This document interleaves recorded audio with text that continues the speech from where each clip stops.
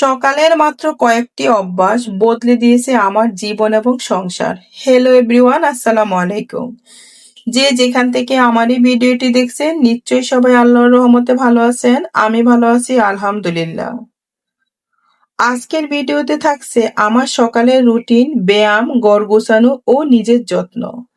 ছোট ছোট এই অভ্যাসগুলো কিভাবে জীবনকে আরো সুন্দর ও গুছানো করে তোলে তা জানতে ভিডিওটি শেষ পর্যন্ত দেখুন।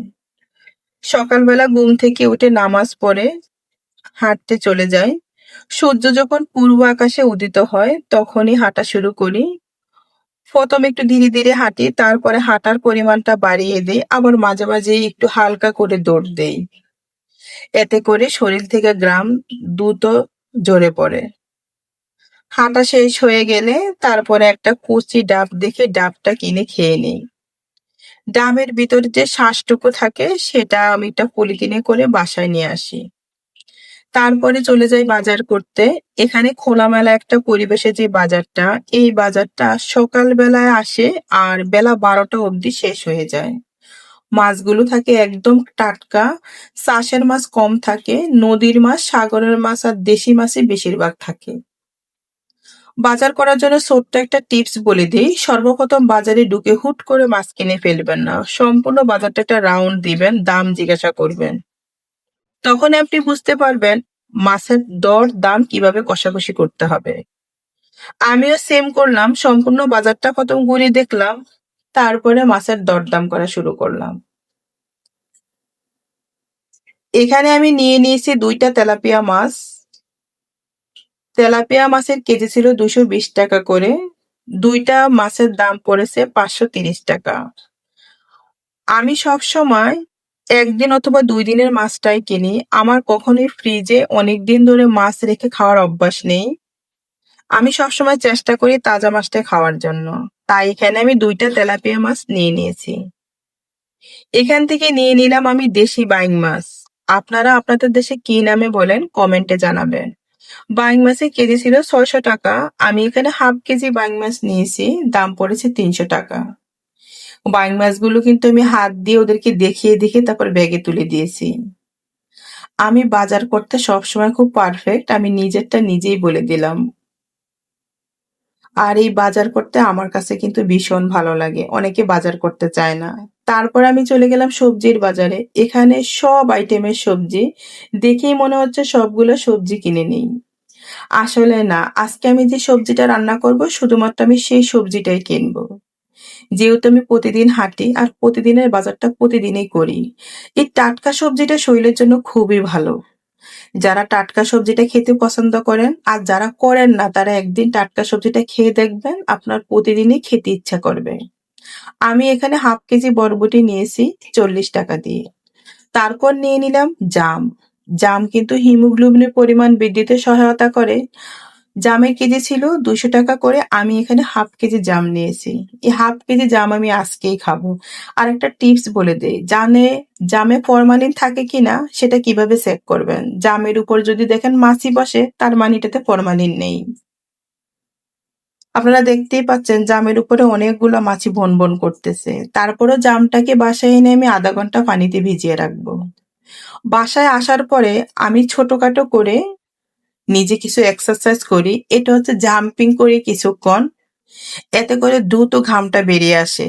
শুধুমাত্র হাঁটলেই হয় না, যদি দ্রুত ওজনটাকে লস করতে চায় তাহলে বাসায় এসে ব্যায়ামটা করলে শরীরের জন্য খুবই উপকারী। তারপরে আমি শুয়ে শুয়ে এটা পেটের ব্যায়াম করে নিই। এই পেটের ব্যায়ামটাতে পেট থেকে যে মেদ ভুঁড়ি কমাতে সাহায্য করে।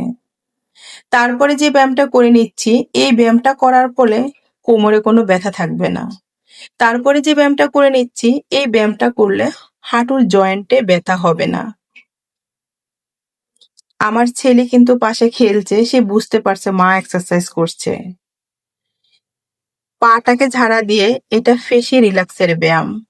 আর এভাবে কোমর দুলানোর পরে সর্বশেষে ব্যায়ামটা করলে শরীরটা পুরো রিল্যাক্স হয়ে যায়। সারাদিনের পুরো একটা শক্তি এই ব্যায়াম থেকে আসে। তারপরে আমি খেয়ে নিলাম কুসুম গরম পানির ভিতরে একটা লেবু চিপে, সাথে ইসবগুলের ভুসি এবং চিয়া সিড দিয়ে। এটা হজম বৃদ্ধিতে খুব সহায়তা করে। এখানে প্লেটে নিয়ে নিয়েছি আমি সাদা তিল, কাজু বাদাম, চীনা বাদাম, কাঠবাদাম, 2 টুকরা আম, আর নিয়েছি 2টা সিদ্ধ ডিম। আর ডাবের পানি খেয়ে যে শাঁসটুকু ছিল ওটা বাসায় নিয়ে এসেছিলাম, ওটা নিয়েছি। আর নিয়েছি 2টা কাঁচা পেঁপের টুকরো। কাঁচা পেঁপে কিন্তু প্লাটিলেট বৃদ্ধিতে খুব সহায়তা করে। তাই আমি আস্তে আস্তে অনেকক্ষণ ধরে চিবিয়ে চিবিয়ে খাবো। একটু সময় নিয়ে আমি খাবো। সারাদিন সংসারের জন্য এত কিছু আমার সময়টা ব্যয় করি, কিন্তু নিজের জন্য কিছু সময় রাখতে হবে। আমি যে বাইং মাছগুলো নিয়ে এসেছি, সেই বাইং মাছগুলো তো আর বাজার থেকে কাটানো সম্ভব না। তাই আমি বসে বসে বাইং মাছগুলো কেটে নিলাম। এই বাইং মাছ এখন রান্না করে খেতে ভীষণ মজা।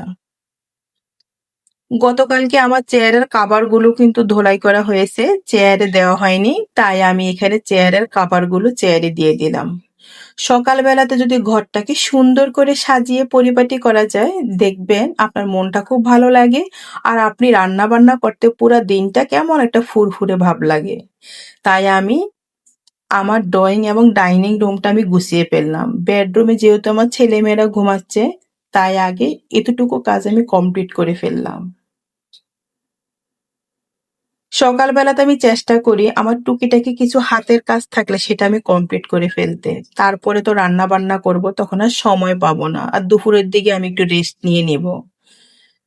আমার একটা বালিশের কাভারটা সুতা ছিঁড়ে গিয়েছে, তাই আমি এখানে বালিশের কাভারটা একটু হালকা সেলাই করে নিচ্ছি। নিজের কাজটা নিজে করলে নিজের কাছে খুবই ভালো লাগে। আমার ভিডিওটি কেমন হয়েছে, আপনাদের যদি একটু উপকারে আসে আমার ভিডিওটি শেয়ার করে দিবেন। যারা আমার ইউটিউব চ্যানেল থেকে দেখছেন তারা আমাকে সাবস্ক্রাইব করে দেখবেন পরবর্তী ভিডিও পাওয়ার জন্য। যারা আমার ফেসবুক পেজ এবং টিকটক আইডি থেকে দেখছেন, প্লিজ ফলো দিয়ে আমার সাথে থাকবেন পরবর্তী নোটিফিকেশন পাওয়ার জন্য। আর আপনারা বেশি বেশি করে শেয়ার করে দিবেন, আমার পাশে থাকবেন। Thanks for watching. আল্লাহ হাফেজ। নিজের প্রতি যত্ন নিবেন।